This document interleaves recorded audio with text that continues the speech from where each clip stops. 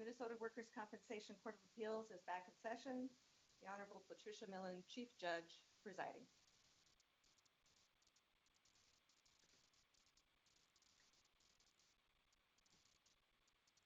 Well, good morning. You may be seated.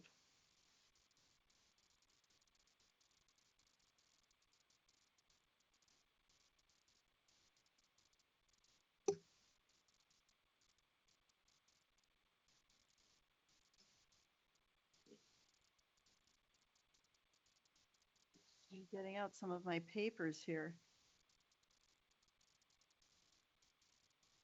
Well, today's date is July 15th, 2024. This is the case of Daryl Drusch versus City of Howard Lake Fire Department and League of Minnesota Cities with Zurich American Insurance Company, file number WC246557. As was previously stated, my name is Patricia Millen. I am the Chief Judge, and my full court of colleagues is here today with us. We have Judge Deborah Sundquist, Judge Tom Christensen, Judge Kathy Carlson, and Judge Sean Quinn. I have here today representing the deceased employee is Daniel Harrison. Thank you. I have here representing the City of Howard Lake and the League of Minnesota Cities Insurance Trust as Joseph Mitchell. Yes. Thank you. We're going to go forward a little bit differently today. Each attorney, when you get up to the microphone, will have 5 minutes of uninterrupted time to state your argument. After the 5 minutes mark, I will stop you and look to my colleagues and see if we have any questions. And we will, for the next 10 minutes or so, engage you with discussions as appropriate with questions and answers. And you can go back to your regular argument if time is appropriate at the end. If you wish to save 2 minutes for a rebuttal, you may do so if there is actual time left in. But there may be additional questions today from the court during the remainder of your 10 minutes. Are there any questions before we begin? Okay. Mr. Harrison?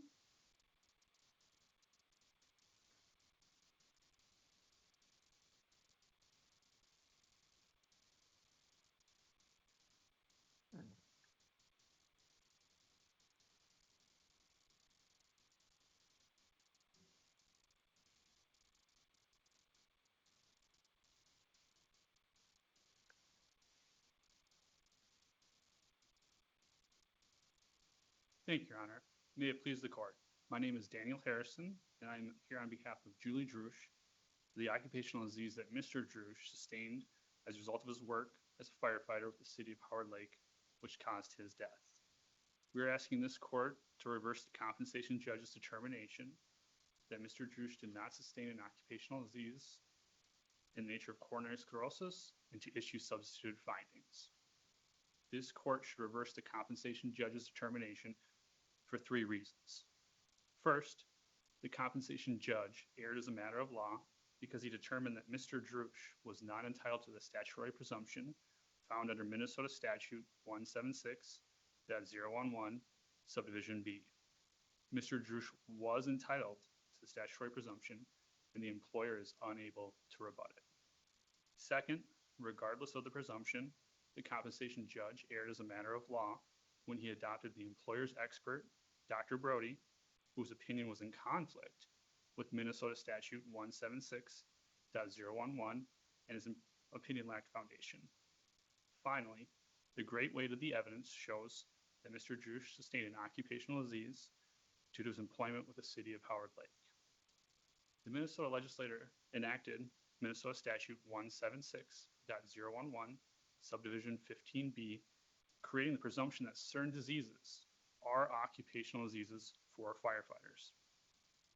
Now, to qualify, an employee must be a member of an organized fire department and develop a listed condition in statute, in this case, coronary sclerosis. There is also an examination and report requirement. There are 2 ways for an employee to meet the examination and the report requirement. First, the employee can undergo a pre-employment physical, which can be filed with the employer. This is simply known as strict compliance. Second, the employee may present evidence which raises the inference that the employee is free of heart disease at the time of hire. This is known as substantial compliance. Here, there is no dispute that Mr. Drusch was a member of an organized fire department. There is no dispute that his disease is that of coronary sclerosis. There's also no dispute that he was not required to undergo a pre-employment physical. This means the only question is whether Mr. Drusch qualified for the statutory presumption under substantial compliance, which he did. In Linnell versus the City of St. Louis Park, this court in the Minnesota Supreme Court interpreted Minnesota Statute 176. They looked at what the purpose of the examination and report requirement was. It was quite simple. We wanted to believe that the employee was free of the disease listed in statute at the time employment began. This court then held, which was affirmed by the Minnesota Supreme Court, that this purpose, the purpose of the examination and of the report, can be satisfied when the employee presents evidence that raises the inference that the employee was free of heart disease at the time they were hired. This has been known as substantial compliance. Here, in this case, the employee raised substantial compliance with the statute. Mr. Drusch was hired at age 20 as a firefighter. He had no known heart conditions. He had no known issues. He worked full duty without restrictions until age 40 when he underwent a DOT physical. The purpose of that Department of Transportation physical was to obtain his commercial truck driving license for his full-time job as a truck driver. To obtain a CDL, you must go through a thorough examination. There are cardiovascular requirements, including that you be free of heart disease. Mr. Drusch underwent that physical in 2010 at age 40. He passed that examination. He was determined to be free of heart disease. The only inference that can be raised from the fact that he was free of heart disease at age 40 was that he was free of heart disease at age 20. And in fact, the science and the medical literature tells us you do not have heart disease at age 20. When the substantial compliance was met, presumption attached. Once the presumption attached, the employer had only two ways to rebut the presumption. First, they could make a strong showing that his job duties were substantially less stressful than those in the occupation, or that his disease was the result of other recognized causative factors unrelated to employment. The employer will be unable to rebut the presumption in this case, Your Honor, because under either prong, they have failed to even present a case as required by case law. Counsel, you're pretty much close 1 second to the 5-minute mark. I do have a question, and it really goes to the compensation judge's findings in order, which is what we're here on review on, and then the evidence that was submitted. What do you think was the intended effect of this presumption? And the reason I ask is because of the Linnell case. I think the Minnesota Supreme Court gave us a good idea as to what the intended effect was, but it was remanded and not reversed at that time by Justice Peterson. Yes, Your Honor. The purpose of the statute and the way it's been referred to in Linnell, but also cases subsequent, is that the presumption is the legislator's recognition, is the embodiment of the medical opinion that firefighters develop heart disease because of their occupation and they die as a result of it. If someone is going to be a firefighter in the state of Minnesota and they develop heart disease, we are going to presume they got it from work. Mr. Drusch was a firefighter who developed the exact disease we were worried firefighters would develop. The purpose of the presumption is to provide benefits to Mrs. Drusch, as outlined in our brief. How do you see the compensation judge evaluated that and looking at the legal principle of statutory presumption in Yes, their Your Honor. decision? The judge made several errors of law, and we can see that from his memorandum. The first is, in his memorandum, he says, however, the DOT physical was done for the purpose of the employee's job as an electrician. The purpose of the examination is irrelevant. The only piece that is relevant is what did that examination show, And can we draw an inference from it? The reason Mr. Drusch underwent a thorough physical that negated any evidence of coronary sclerosis, that is the fact. What inference can be drawn from it is that if you do not have heart disease at age 40, you do not have heart disease at age 20. Mr. Harrison, it seemed like the CJ focused primarily on the fact that this report was never filed with the employer because that is one of the elements under the presumption statute. Is that right? That is one aspect the judge did make comments on, Your Honor. It seems to me that that is the focus because if a report had been filed with the employer, I think it would have been a little different. And if that report had been disclosed, because I know you asked for it in your discovery demand, do you think that would have made things a little different here? It certainly seems that the judge put a focus on that, but it should not have made a difference because it was an error of law.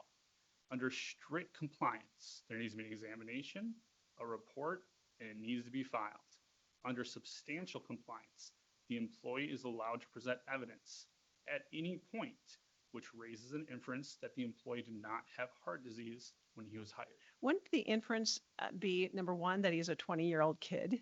Isn't that kind of a major inference? And also the fact that the only evidence that we have is from the current chief who testified that there was a fit exam done every year and that report was filed with the employer. Is there anything that contradicted that testimony? No, Your Honor. When the employer summarized Mr. Drusch's medical history for their expert, they noted that he passed physicals in 2009, 2010, 2011, and 2014. Their opinion was that Mr. Drusch's cardiac examinations were normal and he had no heart disease. It's never been disputed, Your Honor, that Mr. Drusch did not have heart disease and was not aware of it until, unfortunately, his death. There is no evidence that he had heart disease at age 20, which is the purpose of the presumption. And Your Honor, you raised the question of, can't we just say he was 20 years old and healthy? There has been robust discussion through Linnell and Warden and Berta. The burden on giving a pre-employment physical lies with the employer. If they are worried about someone having heart disease, they have a solution. It's a pre-employment physical. If they are not worried, they believe the individual is healthy and they hire them, that is the exact inference we're looking for here, Your Honor. Everybody believed Mr. Drusch was healthy at age 20 and did not have heart disease because he was healthy and did not have heart disease. I want to go back because the strict construction of the statute that the compensation judge relied upon talks about a licensed doctor of medicine. My understanding is that the record that was held by the employer had others besides, whether it was a physician's assistant or whatever, doing the examination or doing the report. Is that correct? Except for the electrician. It is unclear at some times who gave the physicals or what level of review a doctor may have had. But in the electrician's report, there was specifically a licensed doctor that met the requirements of the statute, correct? Yes, Your Honor, because under federal regulations, to get a CDL, to get your commercial truck driving license, you must have an examination that is thorough by a doctor, which negates evidence of cardiac issues. It's the exact thing we're looking for in a case like this. Now, under strict construction, it doesn't have to be a licensed doctor. Under substantial compliance, it's unclear whether a certified nurse practitioner, multiple exams would qualify. I would argue, and we don't have to get to it in this case because we do have the clear, thorough examination, but I would argue that if someone is 20 years old and passes a physical by a nurse, that is substantial compliance, Your Honor. There is no evidence that he had any cardiac issues at the time of hire. That is the purpose of 176. Mr. Harrison, if we were to agree with you and agree that the presumption should have applied, then the next step would be, did the employer and insurer rebut the presumption? When I read the findings in order, I don't see the compensation judge made a finding on whether the presumption was rebutted because he found that it didn't apply. Do you think that our court can make our own findings, or would you ask us to remand it to the compensation judge for a finding on whether the presumption had been rebutted? This court will be able to offer substitute findings on the undisputed record, Your Honor. This case in this court, there are multiple examples of how you need to rebut the presumption. In Rawlsling versus the City of Minneapolis, a 1985 Work Comp Court of Appeals case, under the first prong, showing that someone has substantially less stress than others in the occupation. That's one way to rebut the presumption. In Rawlsling, this court outlined that first, you must offer evidence as to what the ordinary level of stress is in the occupation. You must then, once you've created that baseline, make a strong showing that the employee's activities were substantially less stressful. Here, they have not even attempted to create that baseline, just as they did in Rawlsling. They offered no evidence or testimony about what the ordinary level of stress is. Well, doesn't that go back to Judge Carlson's question? Is that something for the fact finder that makes the record? No, Your Honor. Here is the presumption is the employee's burden to prove it. And since they never even offered evidence, there would be nothing for the factor finder to even review. When we look at Dr. Brody's opinion, Dr. Brody gave the opinion that he did not know the exact work activities of the employee or whether they were stressful. If it is their burden to prove that his activities were less stressful, the only evidence they offered is they don't know what he did. But can't they also rebut it by showing that there was other reasons for causation, the fact that he was male, his age, his smoking, et cetera? Your Honor, yes, there's a second way to rebut the presumption. They can make a strong showing that his disease was the result of other recognized causative factors unrelated to his employment, essentially a personal risk factor. However, this court in Warden and in Berta and Little versus Scott County have noted you have to give an opinion as to what did in fact cause the disease. Dr. Brody gives no opinion. He does not ever say, I believe Mr. Drusch's disease was caused by X. I believe that there were substantial contributing factors that led to his disease. His opinion is essentially, I don't believe there was an occupational disease because I don't know what he did. So you think the compensation judge took judicial notice of 2 packs, 1 pack, or 3 or 4 packs of cigarettes, depending on the medical record that you read, along with family history? The judge made internal notation of that, and that is not in dispute. We will. Correct, but did he take just judicial notice of those elements to make a finding and an ultimate finding that your client didn't meet the statutory requirements for the presumption, or by making that either moot to the other issues subsequent to that, or even under the substantial compliance piece? Is that part of the inference in the record in the memorandum? No, Your Honor. I do see my time is coming. I have a question though before you, so go ahead and answer I'm it. happy to answer it. So first, there has to be an opinion with foundation as to what causative factors did cause the disease. The fact that Mr. Drusch had personal risk factors is not in dispute. The question is whether this did cause his disease or was a substantial contributing factor. This situation is very similar to the situation in Higdon versus the City of Orono. In that case, the judge made a judicial finding that the employee's smoking was a substantial contributing factor to his heart disease. This court rejected that because no doctor was of the opinion that it was a substantial contributing factor. Mr. Drusch had multiple occupational risk factors. Mr. Drusch had multiple personal risk factors. The only opinion as to what was actually a substantial contributing factor is from Dr. Wade. He opined that occupational stress, smoke exposure, and sleep disruption were substantial contributing factors to the employee's disease. Dr. Brody offers no opinion. As such, there would be nothing for the compensation judge to adopt. All right, I know your time's up, but I want to follow up because it's on this line of thinking. And Mr. Mitchell addresses this in his brief, basically saying, well, you know, if you read between the lines, Brody puts it on the smoking and the family history. Can't we just read between the lines on that? No, Your Honor, we cannot read between the lines. This court and the Minnesota Supreme Court has set out a high burden. It is a strong showing that the results of the disease was from a recognized factor. I agree with Mr. Mitchell. It sure seems like Dr. Brody implied something may have been a factor.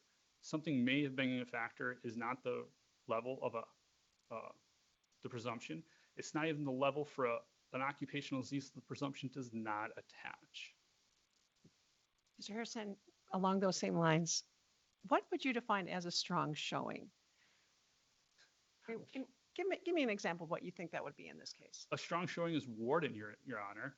In Warden, it was non-dispute what did in fact cause the employee's disease. And in fact, if you look at the factual findings that the court relied on in that case, they articulated the employee's personal risk factors caused it. That is what you need to prove. That is what you at least need to show before the court even has the option of seeing if the presumption was rebutted. You need to have someone say, here's what caused or substantially contributed to the employee's disease. Dr. Brody never gave an opinion, and so there's nothing for the court to review. I do see my time is up. If there's no Well, further- I'm going to see if my colleagues have any further questions.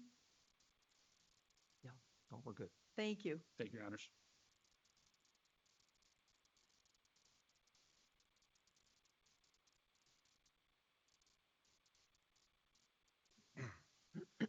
Thank you, and may it please the court. My name is Joe Mitchell, and I'm the attorney representing the respondent in this matter, the city of Howard Lake. I'm going to start my argument today the same way I started my argument at the hearing. The facts in this case are really undisputed. A lot of them are undisputed. Mr. Drusch was a dedicated firefighter. He was a dedicated father and a dedicated husband. He was a good man. We do not dispute any of these facts. And this really is an unfortunate case. It's unfortunate we're here today. But we're here arguing over legal issues, and the court is well aware that the issues are twofold. First, whether the compensation judge correctly concluded that the statutory presumption does not apply in this case. And then second, whether evidence supports the compensation judge's determination that the employee did not sustain an occupational injury. And the city is asking you to answer both of these questions in the affirmative and affirm the compensation judge's decision in its entirety. You have obviously reviewed the statutory language, the presumption statutory language, and the language is unambiguous. And there is a lot of case law, or a decent amount of case law, interpreting the application of the statutory presumption. Under the plain language of the statute and case law, the facts required to invoke the presumption are twofold. First, the employee at the time of employment must have a physical examination that did not reveal any evidence of heart disease. And second, a medical report must be filed with the employer. And that second part is very important. It has to be filed, or the employer actually has to have knowledge of the clean bill of health. And the cases that were discussed are Berta, Warden, and Linnell. All of those require actual knowledge by the employer, and that is not present in this case. On the second issue regarding the lack of a causal connection and substantial evidence supporting this conclusion, the appellant's main argument is that Dr. Brody's opinions lacked foundation. Again, as I noted in our brief, it is well established that a compensation judge's choices among conflicting expert opinions must be upheld unless the opinion lacked adequate factual foundation. And that's the Nord v. City of Cook case. In this case, the judge was presented with conflicting expert opinions from Dr. Wade and Dr. Brody, and the judge elected to adopt the opinions of Dr. Brody. Both opinions had adequate factual foundation, and in turn, the compensation judge's decision should be affirmed.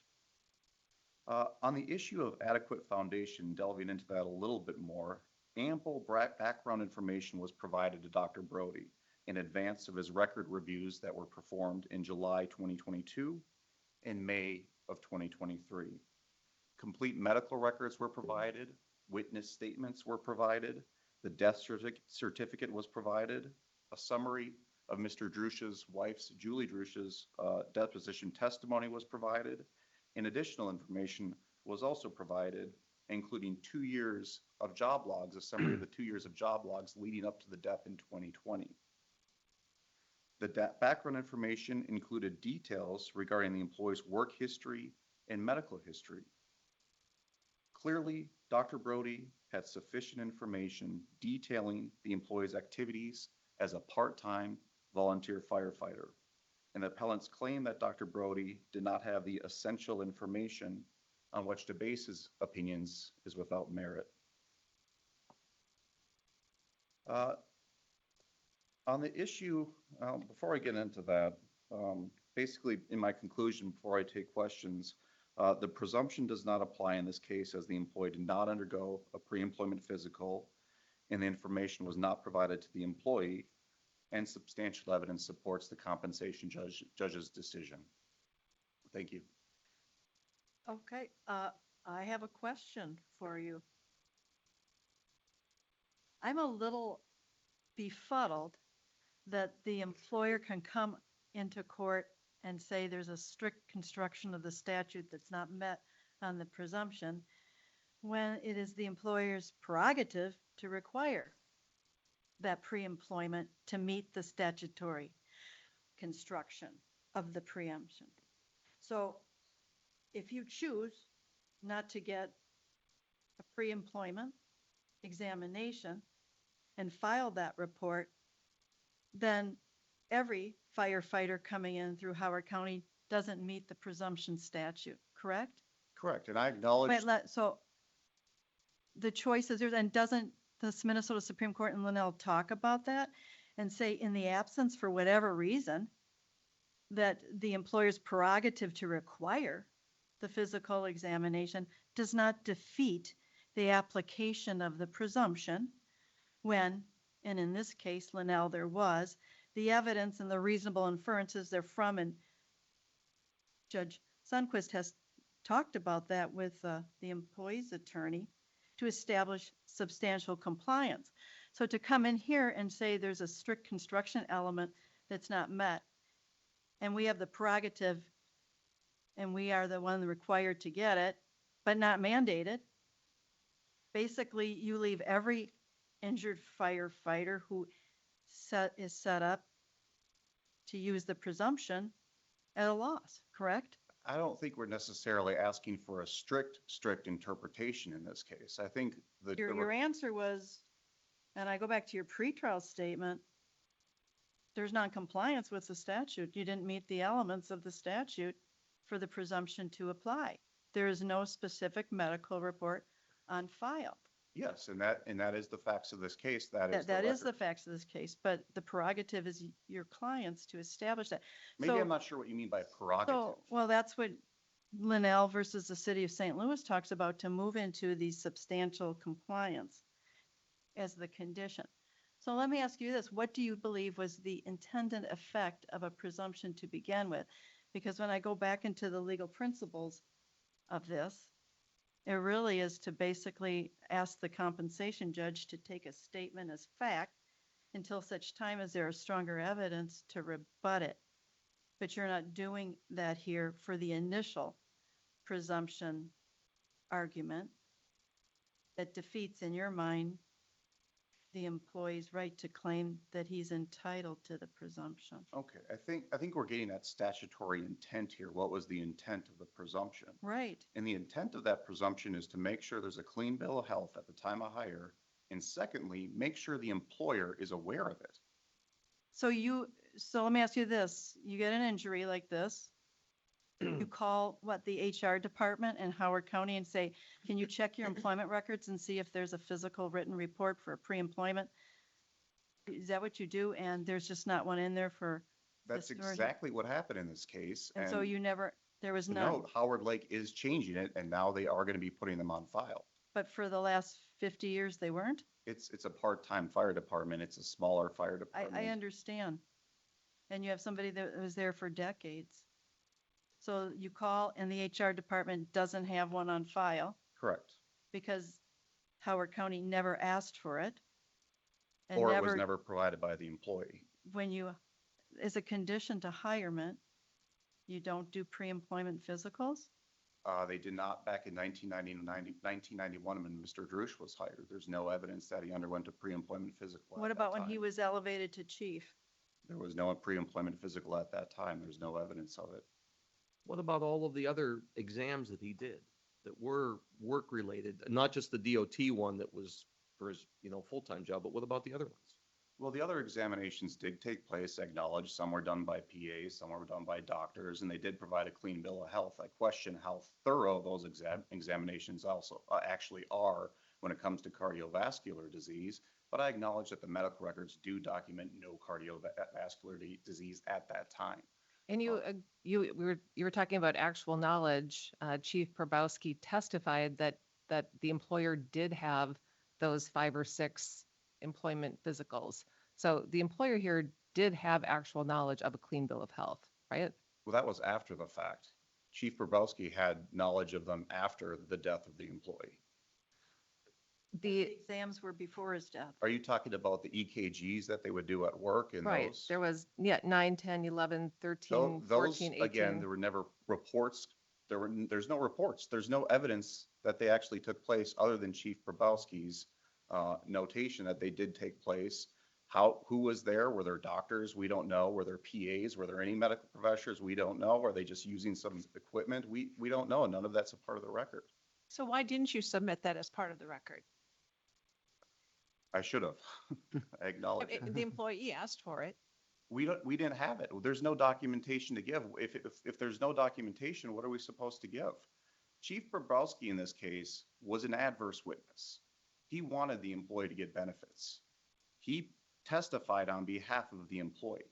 You have to keep that in mind when reviewing this case. All right, well, but what you said was the purpose of the presumption, at least in part, is that the employer has knowledge of the employee's clean bill of health. Why? Why is that? I mean, it's not in the statute. Why? Why would that be necessary in your opinion? Well, in my brief, I argued that it provides the employer an opportunity to do their own examination or to see if he actually does have a clean bill of health, which could have happened in this case. I acknowledge the possibility is remote, but they could have said, look, you have a smoking history. You smoke a pack of cigarettes per day for 30 years. Let's do a different examination to see if your heart is good. And clearly it wasn't. Well, And but in not when he was 2010, hired. It was not a good heart in 2010. 'Cause Agreed. He died 10 years later. Right, but it certainly was when he was hired.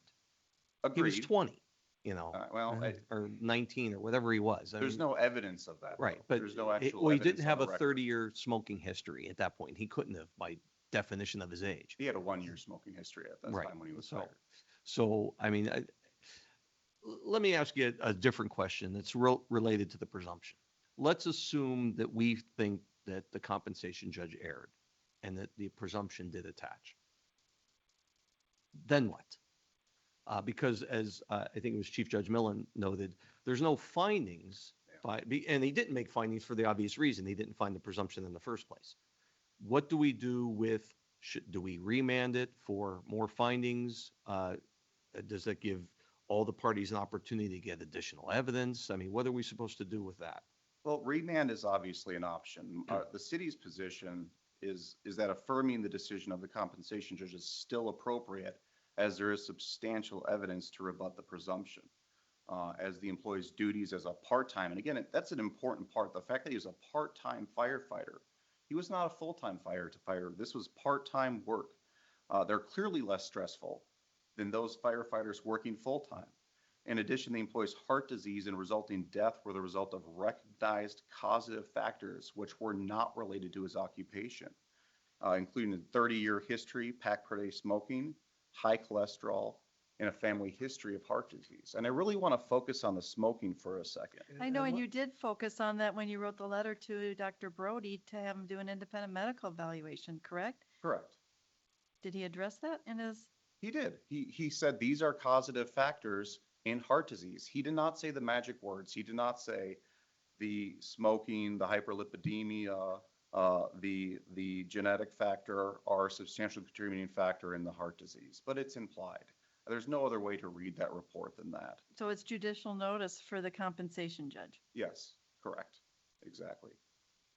Just so it's clear, I mean, the statute doesn't differentiate at all between part-time and full-time firefighters. It does not. It just says firefighter. But that's in the case law. So the case law focuses on that and in looking at on the rebuttal issue as to whether the employer can rebut the presumption by arguing that a part-time firefighter works less, less exposure to smoke, less exposure to hazard materials than a full-time firefighter. It's implicit in the work as a part-time firefighter. And then to follow up, I mean, the employer, your client, didn't require a pre-employment physical of any of its firefighters, and it sounds like they may not even been doing it at present time, but this statute's been in place with this exact requirement since 1955.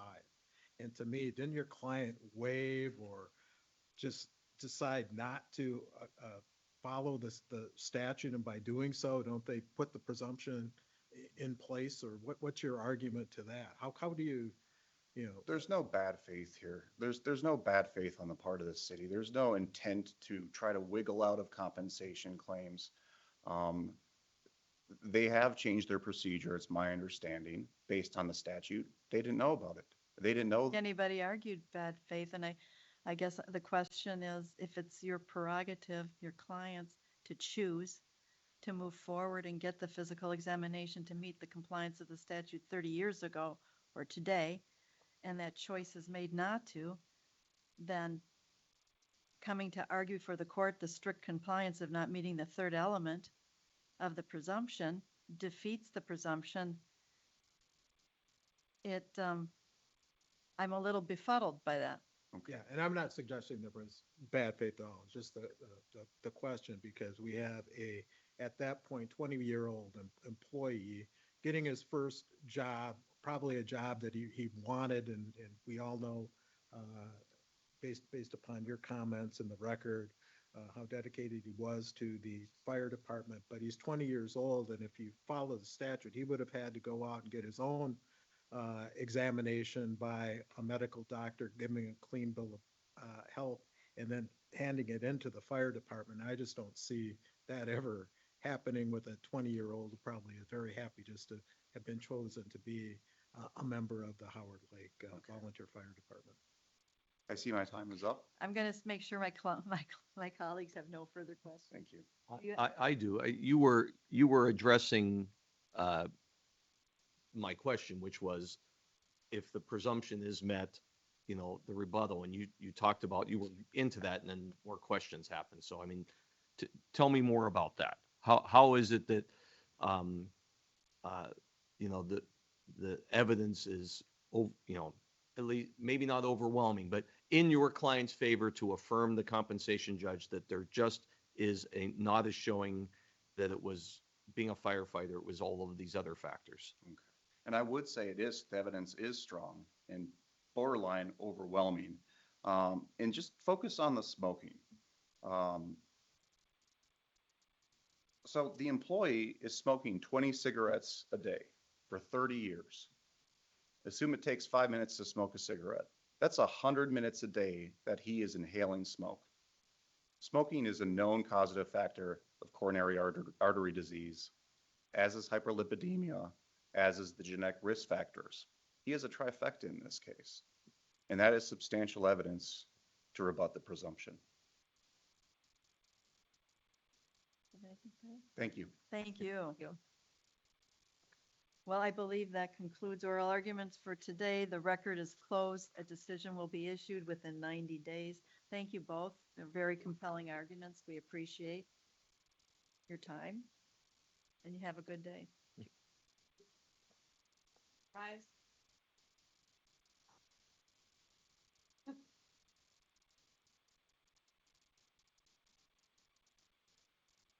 Court is adjourned.